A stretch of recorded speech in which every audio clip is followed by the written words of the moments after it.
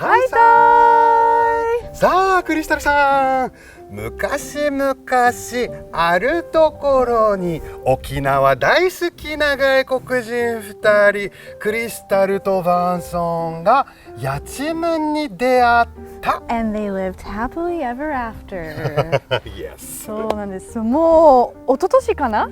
そうなんです。那覇のヤチムン通りいたよね。そこだけではまだまだ終わらないですよ。お沖縄でもね、あちこちで素敵なヤチムンが見れるんですが、その中でも代表的なのはこちら、読谷村のヤチムンの里です。おはすごくいい雰囲気ありますね。てなわけで今日はね、沖縄のヤチムン2、ヤチムンの里、早速行きましょう、はい、せーの、レッツゴーやー。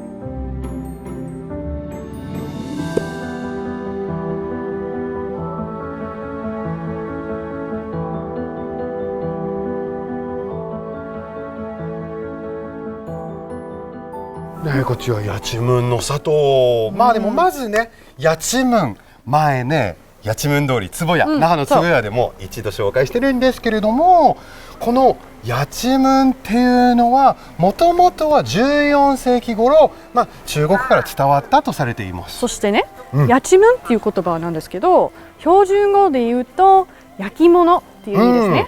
焼き物ですね、つまり陶芸です、はい、そして戦後那覇の坪屋で結構住宅が増えて、その中で煙を焚いてやちむんを焼くのはなかなか難しくなったから、一部のね工房さんがもう沖縄の中で別の土地を探し始めたんですよ。そこで時が経って、もともと不発弾処理として使われてた場所が返還されて、その軍用だったのは返還されて、それがちょうどここでございます。なるほど。それでこのヤチムンの里ができたんです。今19の工房があったりとか、登り窯が4つあったりとか、人間国宝がいたところもあったりするので、今日はねポイントでこのヤチムンの里のヤチムンをちょっと見たいと思います。楽しみ。ヤチムンの里を彩る登り窯はヤチムンの里のシンボルともいえる存在。数々のヤチムンがこの窯で生まれ焼き上げられてきました。共同窯としてさまざまな工房が利用しており、今日はその中の一つ、玉本工房のギャラリーを訪れてみましょう。なんか物自体はね、本当に伝統的なヤチムンなんですけど、ヤチムンは沖縄の魂を込めた伝統的な陶器。その歴史は古く、最初は王室や貴族のために作られましたが、この伝統を守りながらこの新しい、やがて一般の人々にも広まりました。主に食器や柿として使用され、使い勝手の良さや手作業による繊細な模様、独自のデザインや色使いが施されている。青い海や南国の植物、豊かな大地を彷彿とさせる鮮やかな色彩が特徴。続いてお邪魔する工房はこちら、陶芸工房富士。素敵。かわいいね。後に人間国宝となる金城次郎さんが1972年那覇市坪谷から読谷に工房を移し、こちらの工房は金城次郎氏の孫である藤岡かな子さんが営む工房兼ギャラリー。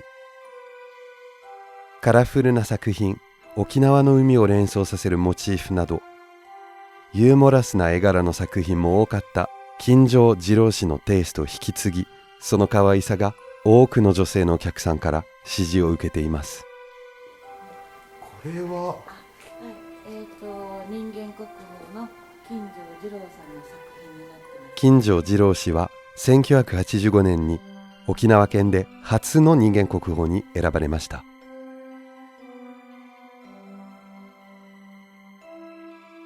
陶芸一家に育った藤岡さんは、最初はお手伝い感覚から入り、やがておじいさまのようにどっぷりと陶芸の世界へ入りました。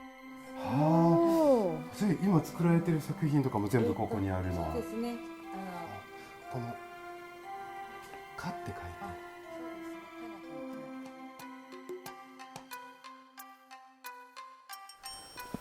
すごいいい雰囲気ですね。またなんか自然の中でこういう素敵な工房がたくさんあって、実はねこの八千文の里では、はい、登り窯が、イントロで見たような登り窯が全部で4つあるんですよ。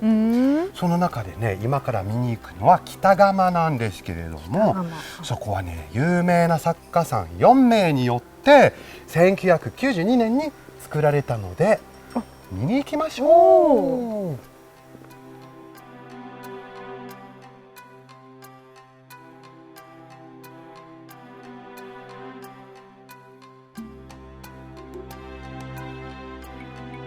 じゃあまずはこちらはですね、北窯共同売店って言って、さっき言ったね4つの工房が共同で作品を置いてる、展示販売してる売店になるんですけれども、おしゃれ、素敵ですね。なんかたくさん置いてますね。なんかこういうちっちゃいのが可愛いな。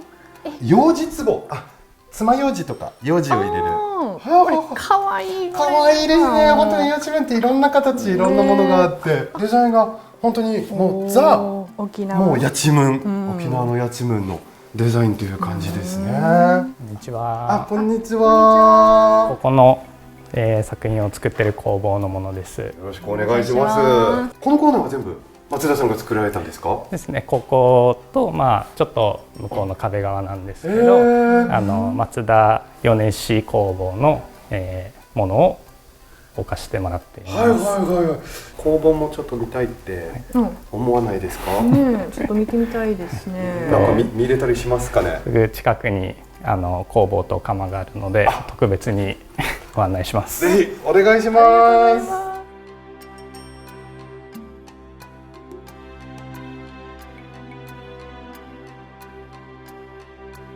こちらが松田米市工房になります。すごい。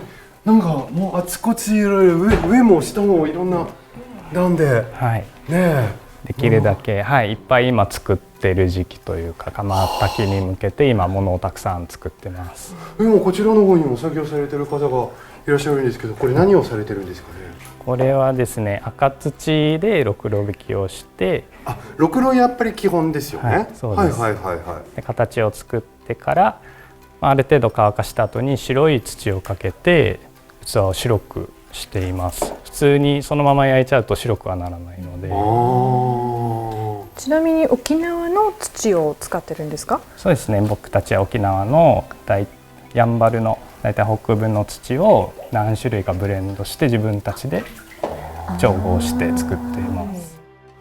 これが先ほど白く塗ってたものですか？はい、そうです。同じ、白いものを塗ったものになります。乾燥した。はい、これからまたこれの上にですね、釉薬、透明になる釉薬というものをかけます。その売店にあったものはガラス質でツヤツヤしてるじゃないですか。それはこれ焼いてもそういう風にはならないので、その上に透明になる釉薬をまたさっき見たような感じで中に入れて、これから削り出しをして、今のままだと重たいし使いづらいので。でもこのまま使ったらダメなんですか？それだとやっぱりちょっと沖縄の焼き物っていうところになると、やっぱりそういう形も大事にしてるので、プロセスはもうこの最後までのプロセスがその釉薬だったりとか削りだったりが入って八千文になるんですね。そうですね。こちらはもうこの白が乗る前のものってことですね。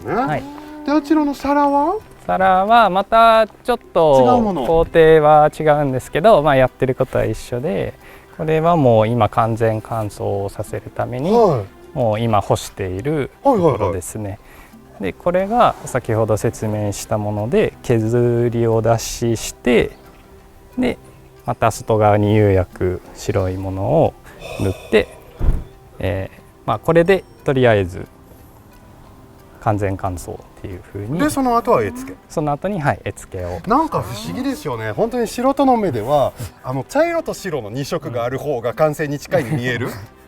でも実際はこっちの方がさらに何プロセスも経て、これはちなみに今日たくさん話に出てるこの登り窯の方で焼かれたりするんですか、こういうものが。はい、これは全部登り窯にできるだけ入れます。すごい。じゃあこの登り窯、こちら北窯っはい、てことだと思いますけれども、ぜひそちらの方もはい案内お願いします。ご案内します。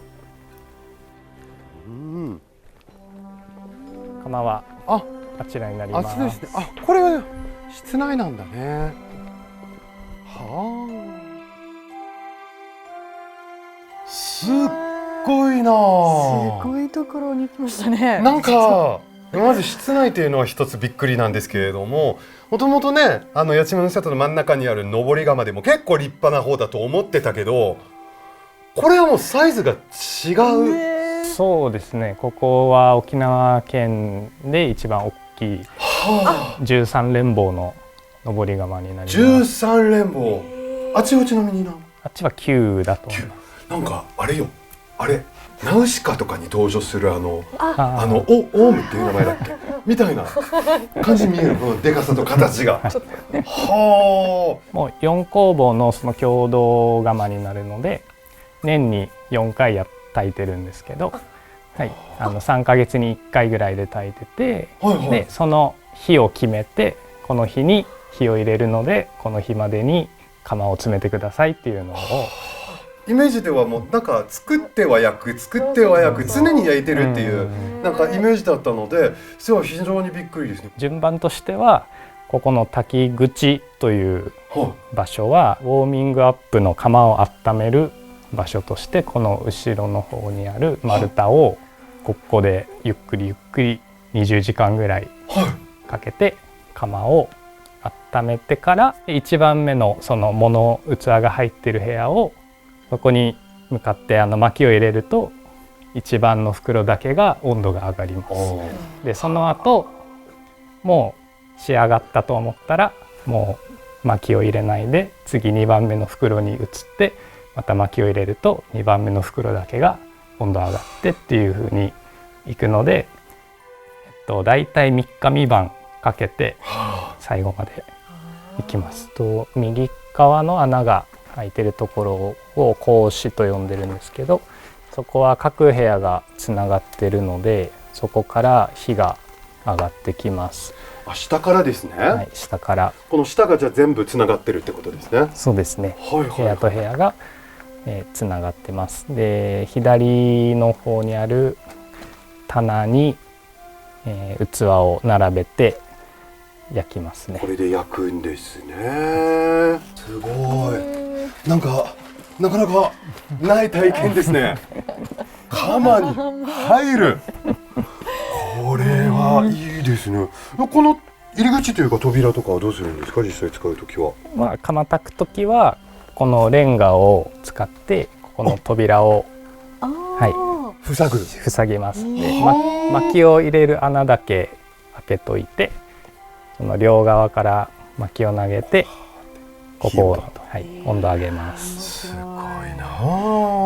八千の里ができたのがだいたい50年前ぐらい、はい、でこの北窯ができたのが30年前なので、はい、ここ30年経ったんですけど、で僕はまたこれからの世代なのでできるだけこの窯場を盛り上げていきたいなと思っています。いいですね。これからも末永くね、どんどんみんなもう日本中、また世界中の方々に注目されるんじゃないかなと思いますので、ぜひ頑張ってください。ありがとうございます。はい、ありがとうございます。ありがとうございま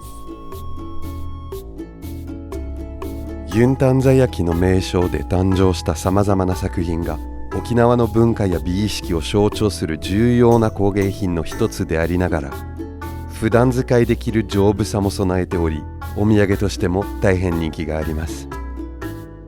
こちら八千の里では例年陶器市が開催され、エリア内の多くの八千工房の商品をお得に購入できるほか、陶工の方と直接お話ができたり、普段は入れない工房内にも入ることができます。今年の第31回読谷八千市は2月24日土曜日、25日日曜日、ユンタ市場前広場にて開催。皆さん行ってみてはいかがですか？ See you, see sa.